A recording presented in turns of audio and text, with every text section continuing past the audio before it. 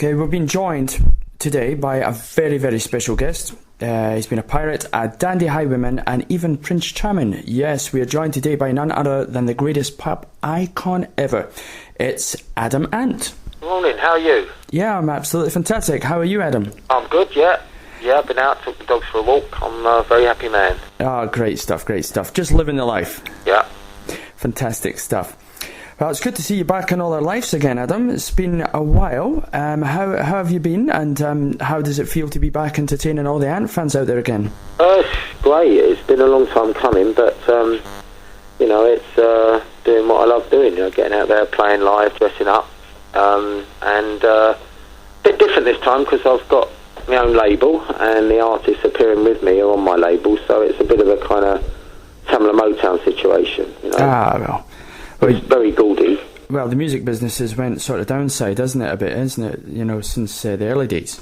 Yeah, but, I was never really interested in the business, but now I've got a daughter and a family to support.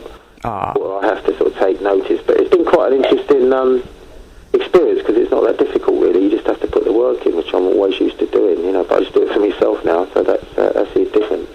Great stuff, great stuff. Well, we know where you're coming from, because as well as presenters, we're actual singer-songwriters ourselves. Okay, so well, you know what that's like. Oh, yes, very much so. Saffire, you're going to ask Adam a question now? Hello, Adam. Welcome to Fresh Alternative with Zedd and Saffire. Hello, Saffire. Hiya there. Going back to the beginning, do you still recall the days of your very first record deal, and what are your memories? Yeah, the memories of the first record deal was walking in the room, 5 of us, and all I can remember is all the guys signed it before I did, because I was even then a little bit suspicious of it. But, the drummer was saying, I'll tell you, sign it on a drum kit. And the contract was the size of a telephone directory.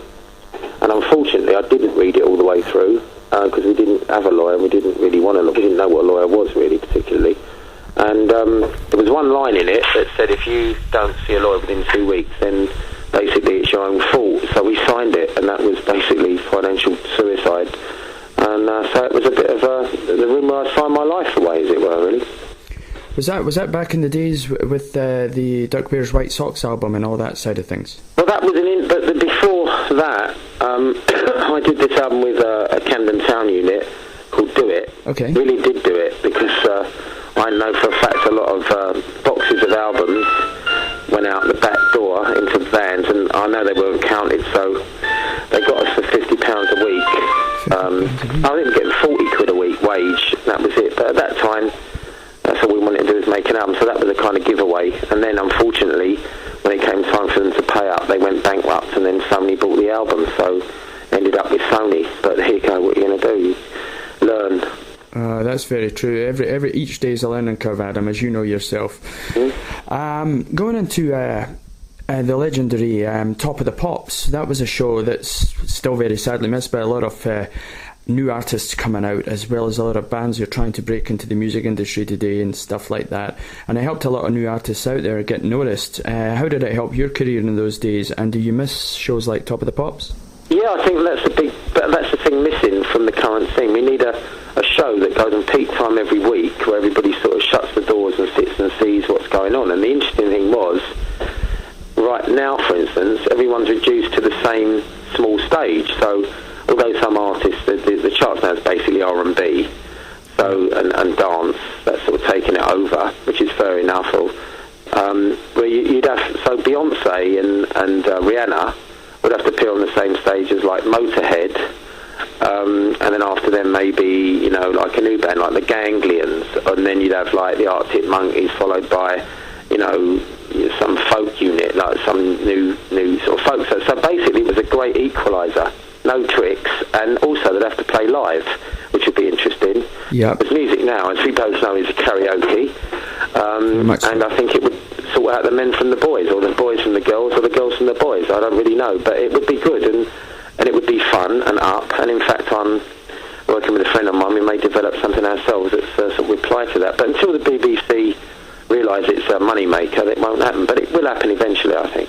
Great stuff, Adam. If you ever get a show like that, give us a shout. We're presenters. We'll do it for you. Yeah. Adam, TV and music certainly has changed with shows now on such as The X Factor and American Idol. Yeah. With the likes of Simon Cowell, what are your thoughts on this type of shows and Simon Cowell? My thoughts on Simon Cowell are that the guy keeps art out of the way. He doesn't profess to be artistic, so basically I don't mind him, right? Mm-hmm. But I think the sort of what he's produced a legacy now that he's really got into a bit of a freak show, because the people just watch it really at the start to see the people that are really a bit unfortunate, mm-hmm. And it's so once the prurient interest has gone, basically it's just a question of getting together a nice, friendly, neat, squeaky, a new Whitney Houston and a new little boy band, which he gets every year. Yeah. I met JLS and I met Ollie Murs, and they're nice people, but good luck to them. But it's basically opportunity knocks. But the problem I have is that there's a conflict of interest business-wise, because out of probably 500,000 people, they're going to get somebody. It's got to be someone that's good, but they own them. They got them signed up. I'd like to see their contracts. I'd like to see how much money they're getting paid, but that's business. It won't last forever. Everything, a bubble will burst, but that's down to the musicians to do something about it. Yeah, I don't think Simon Cowell's shows are going to be there forever. As you say, the bubble's got to burst one day.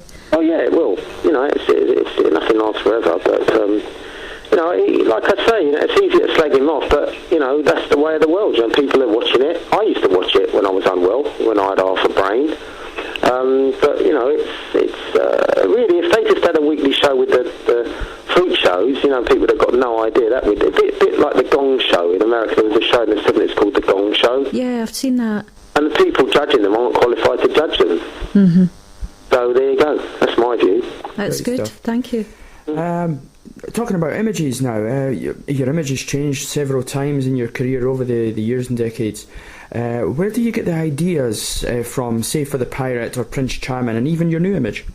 I think it really goes back to a kid. I think I like to keep the ability to sort of be a child, because you're appealing to primarily young people. People get hooked on pop music very early. I did.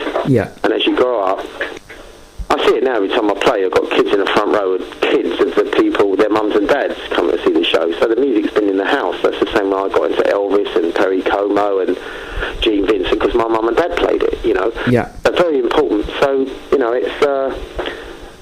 So basically, as a kid, I like pirates. I like, Native American Indians. I used to go to the cinema. I used to go to Saturday morning pictures. I like something a bit sexy, glamorous. And I was a kid when glam happened. Bolan, Roxy Music, Bowie. And so I was really lucky. But it sort of came out in a sort of angry burst with punk rock. Yeah. I was just lucky to be in the right place at the right time. There was a movement. Right now, there is no kind of movement for young people, because the X Factor, because it looks too easy, and also because there is no music industry, and venues are being there's a bit of a takeover with live venues by one particular company who are basically buying the theatres. But if you want to play the theatres, you have to give them your merchandising money, and they just take your money off it. So there needs to be a bit of a reaction towards that. But really, the young people have to get off their butts and get on with it and play. Play, don't worry, get on with it. Play, and they'll come to you. Yeah, that's very true, because in this day and age, it's all about getting out and doing some live gigs, and people getting to know the face and the music and the style and originality and stuff. Yeah, get off the laptop and get on the stage. Yep, exactly. Good answer. I like that. And also with your images and stuff like that, you've also had several roles in acting. You did a lot of acting in your time, especially when you were in America and stuff. Did you enjoy making TV shows and movies? I do recall you stand with the late Edward Woodward in The Equalizer. Yeah, enormously. Yeah, I think it's a natural thing. I think I've got a theory that all actors want to be singers and vice versa. Yeah. And it's like, Jeff Bridges is now got an album out, and it's a very good record. It does happen. Bob Dylan's done acting, and Beatles did acting, and John Lennon did How I Won the War, and all that stuff. So it's a natural progression, and for me, because I was involved in making short films that came out on video, yeah, and I was trained to do that. I was trained in a film course at art school, so I was in a unique position to bring those ideas and those influences that made me happy, and thought I'll have a go at this, because I got a little bit tired of punk rock at the end. It got very grey and very doomy and very drug orientated, and I just had enough of it. So I thought, okay, met Malcolm McLaren, and he just said, look, your face should be on the cover of the covers, mate, and you've got muscles and you look good, get on with it, and that was it. So that was really my turning point, Top of the Pops, and 250,000 people bought the record the next day. So till I got on television, nothing really happened in that. But I was ready, I'd had 3 years of experimenting with makeup, and really the only difference when people saw me on Top of the Pops, makeup-wise, was the stripe, because I've been doing that, built that face up for many years, 3 years, and the outfit that I did because I liked the film Charge of the Light Brigade, and I found there's something about a soldier. Girls like soldiers; they think they look good, and it's always been that way, and it worked. Clarity. Great stuff. Mm-hmm. And Saffire, you got a question? Yes, I do. Yeah, okay. Do you have any funny moments in your career, and what are your fondest memories, Adam? I think one of the fondest memories for me, apart from playing live, which is what I do, I love playing live, would have been when I did the Motown 25 in 1983 with Berry Gordy Jr., who owns Town of Motown, and I, to a lady called Suzanne de Pass, who was the president of Tamala, I met Michael Jackson at his home, I went to his home when he lived with his parents, and then I stayed with Berry Gordy, and that's how I learned how to run a record company, which is what I'm doing right now. And I did Baby Where Did Our Love Go, because Berry said, the theme of this show is today, yesterday and forever, so I came into the forever bit, and I was asked to choose a song. I chose the Supremes' Baby Where Did Our Love Go. And I'd had an operation on my cartilage operation 11 days before the show. So I went on and I had to follow Michael Jackson. He just debuted Billie Jean, did the moonwalk for the first time, and then it was me. So I came on and did it, and about halfway through the song my left knee went, and I knew it, so I sat on the stage, and I thought, and then they all started applauding, everyone said, wow, I thought, great. And I looked to my left, and Diana Ross had come on, and started dancing with me. So the look on my face, if you Google it and look at it, it's just like real shock. So I say that's one of the most interesting moments of my career. That was quite and then when I came off, it was Marvin Gaye in a white suit and Smokey Robinson in a black suit, and put their arms around me and said, thanks a lot. So after that, it doesn't come any better than that, really. Yeah. Brilliant. Will you be doing any more autobiographies? I noticed you did an autobiography a few years back. Are you thinking of doing any more books? Well, yeah, that book, Stanley's Liver, was really a collection, like a cut-up of some of my journals, which I've kept since 1976. Okay. And that's now being developed into a feature film. The script is finished, and we're just developing that. We're trying to find someone mad enough to play me. And I'm going to bring out actually the original handwritten diaries, handwritten journals as they were, and present them on as they were as a day-to-day journal of punk rock. So I've got about 60 of those journals. So hopefully, when I'm 100, I'll be editing up what I did in 1985, which will be quite interesting. Well, it sounds very interesting. Keep us updated with that side of things, because we'll definitely get that promoted for you, anything that you're doing with all that side of things. Well, this tour will be good. This tour I'm going to be up and down the country. I'm going to be up in Scotland again. Yep. And looking forward to, revisiting it all. Because I'm part Scottish, I'm a MacLean. Oh, are you? On my dad's side, my great-grandfather was a butler in Edinburgh. Oh, fantastic. And he married my grandmother, who was from Cornwall, and they went to live in Cookham in Berkshire, and they cooked for the Astor family, I believe. And so I do have a MacLean time, which I wore on stage and during the recent tour in the summer, and I got booed for some reason. And also a good friend of mine's, Jesse Ray, who I'm working with, who I think he's a living embodiment of William Wallace, and I don't think people pay him enough attention, really. So hopefully we'll be seeing old Jesse again, because I think he's a one-man army up there. He's really got a lot of talent. Great. And he did write that wonderful song Inside Out, that was a massive hit. Yes. And I think people kind of look at him the way he looks, and I think that scares them, which is quite right, because he should be scary.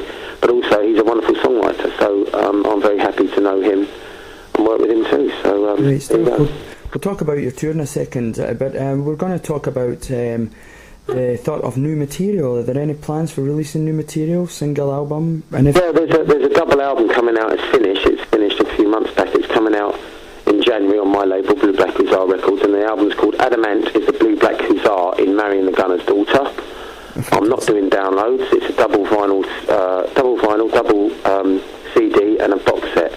Okay. And it's going to be a bit of a kind of boutique label. I've also got 3 acts signed to my labels: Georgia Girl and her Poussey Posse, Dressing for Pleasure, and Twinkle Twinkle. So great stuff.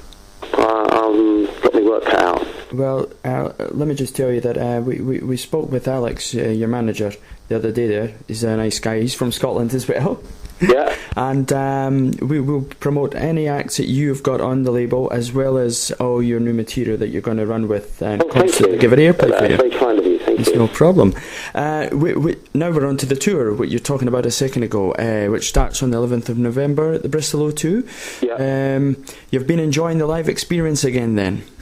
Yeah, it's great. It's what I do. I missed it. I've always been a live act. I mean, I've always played first and worried about it later. I think it's very important on this tour. I'm playing all my hits and I'm playing various rarities from the early stuff, the punk stuff, and Dirk and the B-sides, a few covers, and also presenting slowly some of the tracks off the new album, because I don't think it's fair to go out there and say, oh, here's my new album and I'm not playing anything else. And a lot of artists do that and they do medleys of their hits, so you 30 seconds of one, and I hate that. So yeah. I play it in its entirety. The set is different every night because my band have learned 40 songs because I've written 160, so we're slowly getting through them, and we're doing some of my solo stuff now, Strip and Desperate and Room at the Top, Wonderful, but really, getting the Kings of Our Frontier stuff right is hard because the songs were created in the studio, yeah, all the drumming and all the vocal stuff, so this band, every time I sing them, I'm trying to get them right, to be honest with you. Yeah. Practice makes perfect. Great stuff.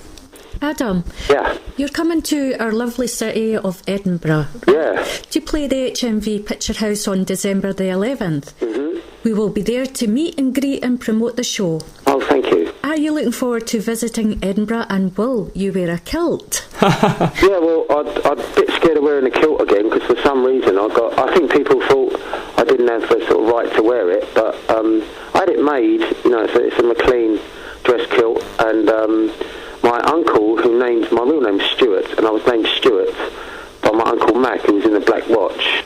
Mm-hmm. Oh yeah. And he was a tough cookie, and he was a very big influence on me as a kid.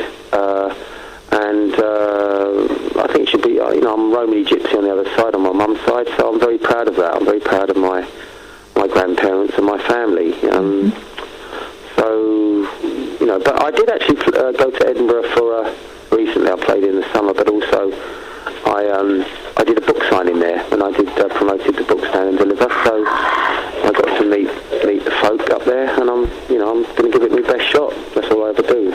Absolutely. Yeah, I think you'll be warmly received from the sort of tweets that we've been receiving when everybody knew that you're going to be on the show, which you will be interviewed on this weekend show, which is going to be fantastic. Thank you. Well, from our shows, the sites, etc., we will be giving you the 100% promotion, as I said, for the tours, for yourself and your management and your label, and new releases and anything else you need in the future. We look forward to seeing you live in Edinburgh in December. It's going to be a fantastic night to remember for everyone involved. That's very kind of you. I appreciate that. It's no problem, Adam. Do you have any message for all the legions of Ant fans out there tuning in today? Dress up, show everybody how it's done, and I hope to make it worth the wait. Yeah. So a night to remember. Yeah, it's going to be a night out. It's going to be fantastic. We look forward to seeing you there, and thank you very much for being on the show with us, Adam, and we hope to have you back on again in the very near future. Okay, my pleasure. Great stuff. Take care.